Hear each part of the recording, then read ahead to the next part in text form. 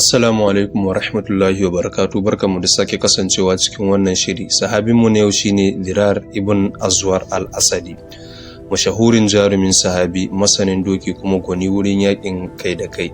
Ya kasance dan uwa ga Kawala bintu Azwar wanda mun yi magana a kanta a baya.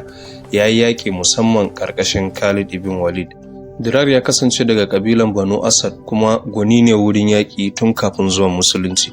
Da farko yana cikin masu faɗa da musulunci, amma daga baya bayan an ci garin Makka ya musulunta a shekara ta 8 bayan hijira. Daga wannan lokacin ya sadaukar da ransa ga jihadi, ya zama ɗaya daga cikin jarumai da kuma amintattun sojoji na musamman kuma gwanin faɗan kai da kai. Ya nuna bajintan sosai a yakin Ajnadain a shekara ta 12 bayan hijira, inda a faɗan gaba da gaba ya kashe ɗaya da yawa daga cikin jagorori da kuma jaruman Rumawa, wanda ya karya wa sojojin Ruma gwiwa kuma ya ba wa musulmai nasara.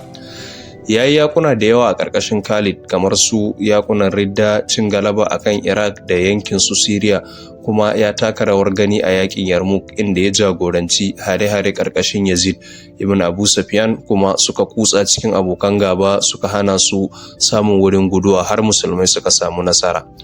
Rayuwar Dirar ta kasance rayuwar jarumta, wanda ya yi amfani da ƙwarewarsa da kuma rashin tsoronsa ta hanyar Allah, ya kuma nuna cewa ƙarfin na gaskiya ana samu ne daga imani ba daga makami ko yawa ba. A wannan wata na Ramadan, yayin da muke nesantar abun duniya, muke kuma fuskantar gwagwarmayar zuciyarmu, mu tuna Dirar wanda ya cire tsoro da kuma son abun duniya, ya sa kai gaba domin ɗaukaka karmar Allah. Allah ya masa rahama, ya ba mu jarumta da imani akan tafarki madaidaici.